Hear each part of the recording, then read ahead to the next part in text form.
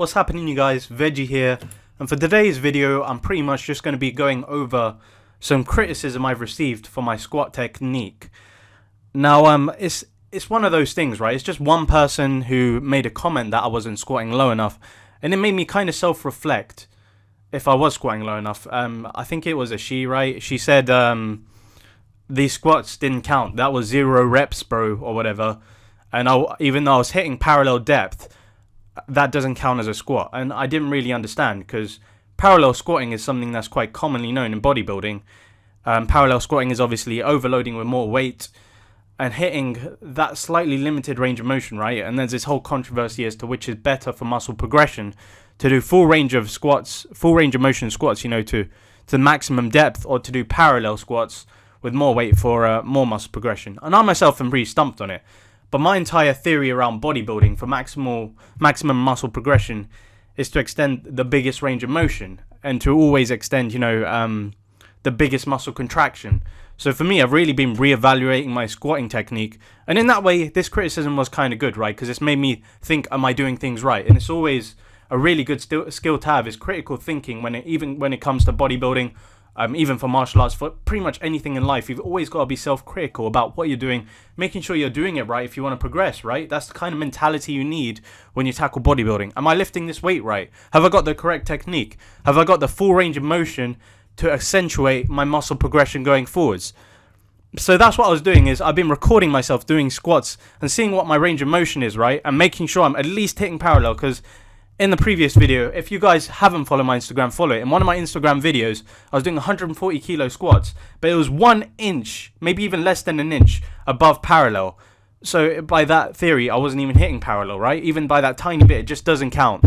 So what I've been doing is just filming it and making sure that it's at least parallel to begin with. And then what I'm going to be doing is just trying to increase my squat range of motion and trying to get my knees used to it. I'm probably going to be using knee wraps, and I'm going to start doing more quadriceps stretches just to make sure I'm not proning myself to injury while I increase my range of motion on squats.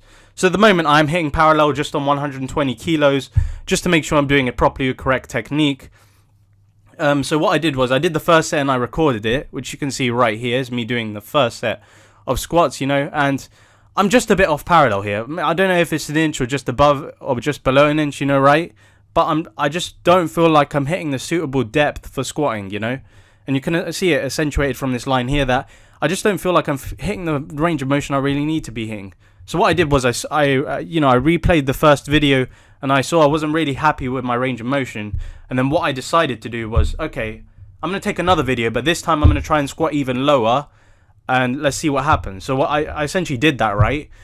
I decided to re-record, and I basically did another set, and this time I absolutely hit parallel, and I'm at least happy I can do that, that I'm not scared of at least hitting that range of motion and making myself feel more uncomfortable.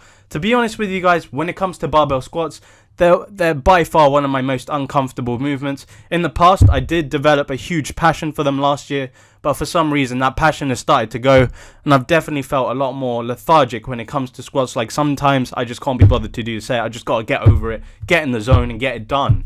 That's just what it is. Some of these exercises you just feel uncomfortable with, but you got to get outside your comfort zone, tackle them, try and progress them, and it progresses you as a person. And that's really what I've been trying to do with squats.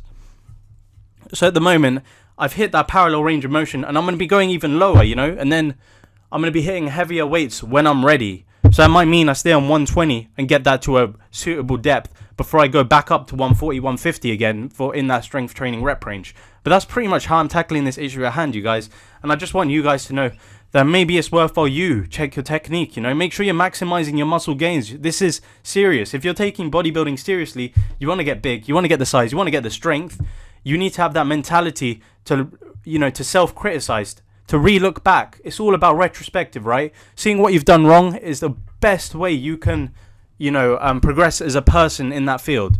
They always say failure is the way you learn, right? So if you have to fail, then you have to fail to get it right. You have to keep failing to get it right. And that's what I'm doing, is I'm recording my technique, and I'm just going to slowly adjust to it until I hit what I find to be suitable for my muscle gains going forwards. But anyway, you guys, that's pretty much it before I babble on.